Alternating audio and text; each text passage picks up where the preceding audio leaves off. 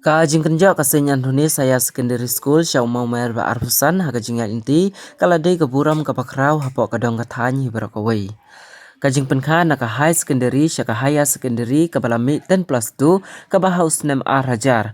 Ban menta kala yo ban penkut na ya kajing rakhe Jubilee Rupa kabakum ka school kala yo ban rakhe barosis nem ya kani. Ha kajing penha Pyrda kabadai hnin kasngi jong ka arfu pratarik urisau hajar apusan layo dan rengkat lang menteri rangba kajala konrad ke sangma ubadai rukong san ha kani kasngi usembut menteri kajala uba presdun tensong MLA kathany ka kongres meri kharpuri kabadai ruka MDC kani kathany ESDO ka Pynursla Civil Subdivision ki officer na kitnat office baper ubak sanbor Shulai ki kena school ki balapas na ketiga school bat ki kmi ki kpajong ki kena school ki balawan ban sakhi syakani ke jingjob hakani kasngi ha ketiga sngi la yo ban penku buram ru ya ki bungut ki nong hikai ki bala shongthaj ki kena school ki bala poi syakathong ha kajing im lengba na kani ka school ki kena school ki la penshong sheet ya kani ka program da ka baki yo ban ruai ban shan bat ru ban ak drama ka drama lengkot ka bala ringdur ya ka khana jong ka jingel inti ka school ha ketiga sngi konrad ke sangma loong bakala de ke jingel inti ka ba tam yau nong sing ban da ka jingkut jingmut ka jingthmu ban chakri yo ublei lani yo ubriu badru ka jinget ke baklan ha u kala yalam yo u ban jam syakman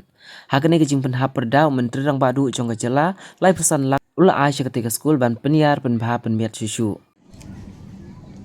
A journey of hardship and hard work, a journey of commitment. I cannot imagine in 1957 when Father E. Lucia was sent to Pynursla area. The hardship and the difficulties and the challenges he must have faced, not knowing what is there in front of him. But it was his faith that kept him going. This is something that is there as a part of our culture in one way. We don't intend to undermine, it's just that we don't want to show too much and talk too big about our child. We try to be humble. But sometimes in the process of being humble, we sometimes end up undermining the child, saying that, oh, no, my child is okay, he's not very smart. So we try to talk like that. My message to you is that once you, as a parent, and once you as a teacher, make that statement, then that is the limit to which the child will grow. He doesn't have any more image or any more desire to move beyond that because you've already set him or her where he or she is. And you set that standard for him or her. But one word from you to motivate the child, saying that you know what, you can be much more than what you think you are. You are a person who I think can become a very successful person in life. There's so much in you. These words not just inspire, and these are not words that will flatter the kid, but it will raise that bar and that image and inspire him or her to achieve that image that you have created of him or her. With that one statement you make, I urge the teachers and parents, play that role of being an inspirer, play that role of being a motivator, play that role of setting that standard for your child which you would like to see in him or in her.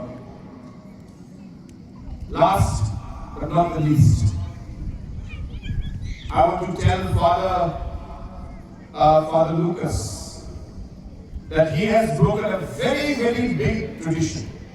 I must say this. Very big tradition has been broken. I remember my father used to tell me, he used to go always to the stations. And he used to tell me, they had given us a cup of tea.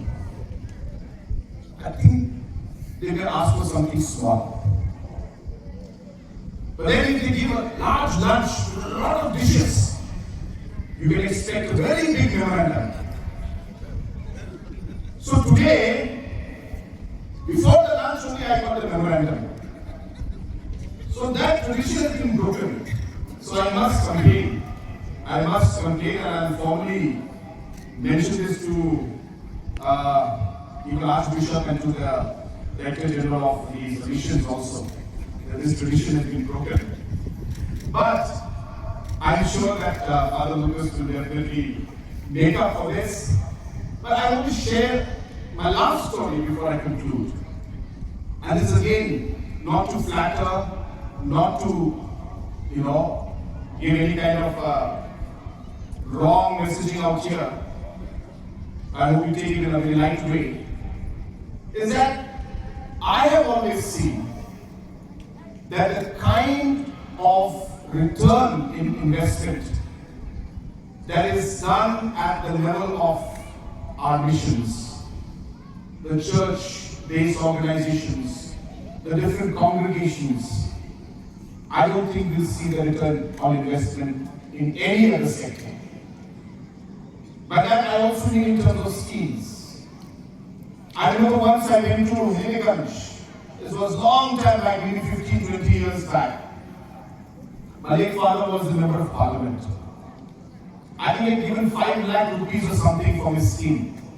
And we had gone to inaugurate the building. So when we went to inaugurate the building, there were 7 or 8 rooms in the ground floor, and there was a second floor, 7 or 8 rooms. And my father was shocked. He said, how did you make this in 5 lakhs? And father said, I remember father's name, Father Joy. Father Joy said, no, nothing. He's from Kerala. He said, nothing. I told the villagers, so they came and they gave the labor, they had the manpower. Then I told them to make the bricks and give the bricks also to me. Then the sand also you pick up and bring the sand. Then I asked somebody else to give this donation, that donation. And the rest of the money you gave 5 lakhs, you gave 2 floors and 7, that is 14 rooms, classrooms was built with 5 lakh rupees. The reason I'm telling you this story is, this is the commitment with which the church today works. This is a commitment with which the honesty, the sincerity, the transparency with which the church today works and contributes to society. The difference that it's making, every paisa, every rupee that is given, the returns are unimaginable. And hence I'm so happy to share and to tell you 2 things. Number 1, that from my Chief Minister's Special Development Fund, I will be giving a sum of 35 lakhs for the building from the Chief Minister's Special Development Fund. Second, we realize that the need for higher secondary schools is more because of the pass percentage in the secondary schools. And hence we are coming up with a program which is in the final stage of drafting the guidelines, where private schools, that means non-government schools, private schools, which could be government aided, based on their performance, based on geographical, issues, the fact that they are very, interior locations, and other factors, the government intends to support, depending on funds of course, anything between 50 to 100 schools every year to extend their classrooms in higher secondary school. So we are almost at the final stage of drafting the guidelines. We should be able to announce the schools which will be getting this also very soon. And we are looking at a fund of anything between 50 lakhs to 1 crore, again, depending on the budget. But roughly that amount we intend to give to the schools so that they can expand the buildings and create more classrooms. Let me assure Father Lucas and the managing committee and the people of the area that this school will be included in that list also. So we will give funds from that scheme also.